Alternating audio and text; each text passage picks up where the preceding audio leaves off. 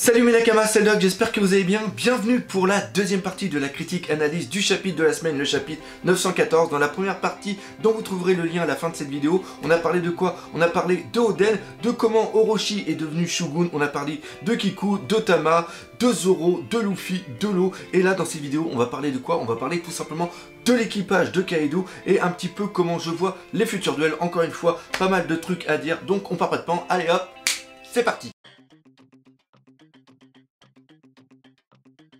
Il est intéressant de remarquer pour 2 des 4 empereurs, on ne sait pas comment ce sera pour Barbe Noire ou alors pour Shanks, mais pour Kaido et aussi Big Mom, le nom des personnages et certaines de leurs caractéristiques sont liées à un élément. Pour Big Mom, c'était la nourriture, et pour Kaido, il s'agit de jeux de cartes. Et on va regarder ça d'un point de vue hiérarchique. Juste en dessous de Kaido, on a les 3 calamités. 3 calamités dont le plus connu pour l'instant est Jack. Jack qui fait penser au valet. Donc à partir de là, on peut penser que l'autre sera une dame et aussi un roi. Ce qui veut dire que peut-être que l'un des calamités sera une calamité, voire peut-être un travelot. Juste en dessous des calamités, on a les Shinushi. Alors au niveau des Shinushi, qui sont pour moi des sortes de capitaines, juste en dessous des calamités, on a différents types. On a premièrement les alliés qui ont été rattachés. Là, on va par exemple parler des Supernovas. On a Jess Drake, on a Hawkins et on a aussi Apu.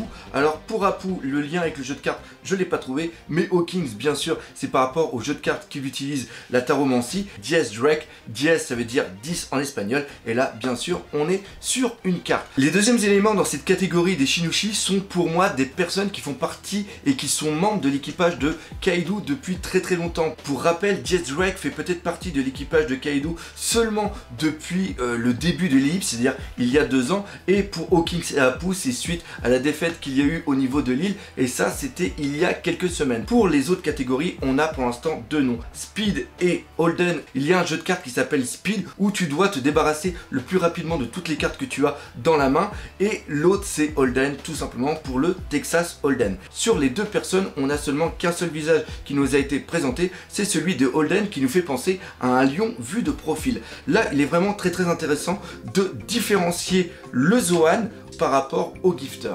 Le gifter, les personnes qui ont eu des smiles, ne peuvent avoir qu'une partie de la caractéristique qui est liée à l'animal dont le smile a été créé, et surtout on voit que leur tête reste toujours humaine, alors que ici au niveau de Holden, on voit bien que c'est sa tête qui est en forme de lion, comme c'est le cas par exemple de Absalom. Alors Absalom, ce n'est pas lui qui a le fruit Zoan du lion, hein, on sait qu'il a le fruit du démon de l'invisibilité, et je pense que la tête qu'il a, c'est quelque chose qui a été fait par le docteur Hotback. Donc ça donne parfaitement l'opportunité à Holden d'avoir le Zoan du lion. Imaginons que ce ne soit pas un Zoan du lion, mais que ce soit carrément un Minx, comme c'est le cas de Pecoms ou alors de Sicilian. On a peut-être ici le trait qui a pu donner l'indication à Jack pour savoir où était Zou. Juste en dessous des Shinushi, on a quoi? On a les gifters, comme j'ai parlé tout à l'heure. Il existe peut-être plusieurs niveaux ou plusieurs puissances au niveau des gifters, c'est-à-dire ces personnes qui ont mangé un smile. On voit que Shiphead Sama était quand même à un niveau hiérarchique assez haut. Shiphead, encore une fois, était un jeu de cartes bavarois, et ce qui est vraiment intéressant de voir, c'est que là on en a eu 2, on a eu Batman et Gazelman, et là on a peut-être un troll de la part d'Ichiro Oda qui serait absolument fantastique. Il faut savoir que d'un point de vue des comics, il y a des gentils et il y a des méchants, mais les méchants, la plupart du temps, il y a un commandant et après il y a des faire-valoir. Et les faire-valoir, les personnes qui créent les comics, les auteurs, devaient des fois les créer à la chaîne et devaient créer des pouvoirs complètement débiles. Et justement ici, le Batman et alors Batman bien sûr on l'a tous reconnu, c'est par rapport au Batman. Le Gazelman, je sais pas si vous avez vu, mais sur le torse il y a un G avec un Z. Pensez à qui? À Flash, parce qu'il se vante qu'il est le plus rapide et qu'il peut aller à 200 km/h. 200 km/h au niveau de One Piece, c'est peu. Quand tu vois des fois les téléportations ou la rapidité que peut avoir Luffy, c'est complètement dingue. Donc là, le 200 km/h, c'est quelque chose de complètement merdique. Et là, ici, on sait qu'il y a 30 personnes qui ont des smiles, des gifters qui vont être là à Bakura. Et bien là, Ichiro Oda va tout prendre à contre-pied en nous faisant amener des personnes qui sont totalement what the fuck et surtout qui vont peut-être avoir des pouvoirs pouvoirs qui vont absolument servir à rien. Et enfin, on a les Pleasure, comme on avait vu au niveau de Joue, ce sont les pirates qui sont de base, qui ont absolument aucun pouvoir. Ça va être aussi en lien avec les soldats du Shogun, qu'on a vu, qui sont utilisés comme des éléments, comme des objets. Justement, Hawking s'en était servi pour lier à ses poupées de paille quand il devait mourir. Et c'est ça qui est vraiment intéressant, c'est-à-dire que ici, on voit qu'il y a une hiérarchie, on voit qu'ils sont liés à des noms de jeux de cartes. Et donc, en un sens, pour Kaido, cette armée ne sont que des objets pour lui, permettent seulement d'obtenir quelque chose. Comme quand on l'a vu pleurer qu'il ne pouvait plus obtenir de smile et qu'il était dégoûté de ne pas avoir sa collection entre guillemets de soldats. Et c'est ça qui est génial. Ichiro Oda, à travers ça, vient nous montrer toute la différence qu'il y a avec un équipage d'empereurs tels que Big Mom et Kaido qui vont utiliser, où leur équipage va être seulement des objets, contrairement par exemple à Barbe Blanche où c'était vraiment une famille, ou alors à l'équipage des Mugiwara où là aussi c'est une véritable famille. Maintenant qu'on a vu l'équipage de Kaido, on va s'intéresser un petit peu au futur de ce qui va se passer. Déjà, c'est sûr, on va avoir 3 duels qui vont être Zoro, Luffy et Kiku qui vont combattre Holden, Speed et aussi Hawkins. Alors, comment je vois ces duels? Je pense que, contrairement à ce que beaucoup disent, moi je vois la continuité de Zoro contre Hawkins. 2 épéistes, Zoro a pris beaucoup de plaisir à combattre Hawkins et surtout il a été blessé. C'est la première fois qu'il se fait blesser dans le Nouveau Monde et je pense que c'est quelque chose qu'il n'a peut-être pas digéré, il ne le montre pas, mais pour lui il y a un petit peu de fierté qui a été un tout petit peu touché. Après nous avons Holden qu'on a vu peut-être comme étant le chef, vu que c'est lui qui parle directement à Gazelman, et lui je le vois parfaitement combattre Luffy.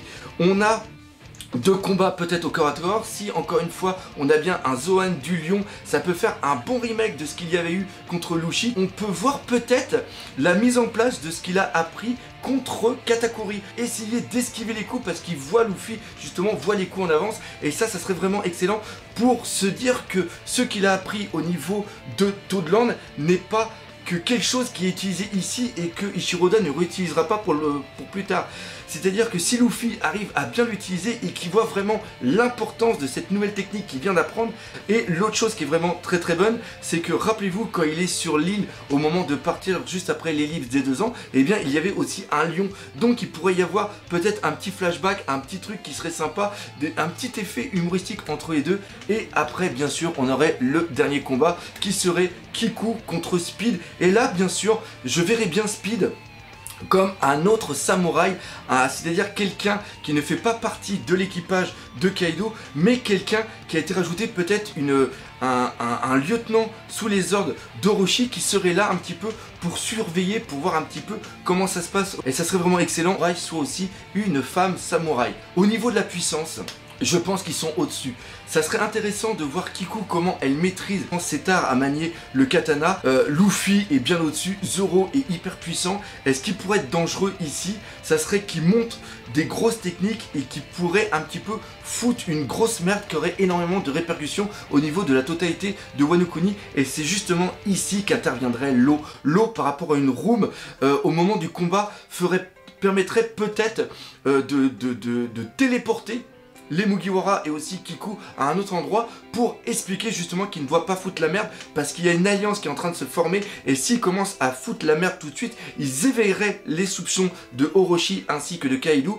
Il y aurait peut-être une attaque qui serait lancée beaucoup plus tôt. L'autre information qui pourrait être vraiment excellente, ce combat a un petit peu lieu et après il y a quelques informations qui remontent au niveau de Wano Kuni et ça permet à Robin, à Franky et aussi à Usopp à avoir l'information que Luffy est bien arrivé au niveau de Wano Kuni. Et c'est ça qui est vraiment excellent parce que d'un point de vue narratif, on est dans une présentation, ça montre seulement un petit peu l'étendue des pouvoirs qu'il y a sous les ordres du Shogun et aussi de Kaido, tout en trouvant une excuse pour pouvoir arrêter le combat. Cette excuse, c'est tout simplement l'eau et ça permet un petit peu de préparer la narration future de cet arc de Wano Kuni. Donc voilà, c'est un peu comme ça que je vois le futur de cet arc Wano Kuni. N'hésitez pas à me dire dans les commentaires ce que vous en pensez. Dites-moi aussi si vous préférez que je fasse les vidéos en une seule grosse vidéo de 40 minutes, voire même 50 minutes, ou si vous préférez 2 petites vidéos comme ça. Bref, on va s'arrêter ici. Comme d'habitude, je vous remercie de me suivre aussi nombreux et surtout, on n'oublie pas, le principal, One Piece, c'est la vie. Allez, salut mes Nakamas.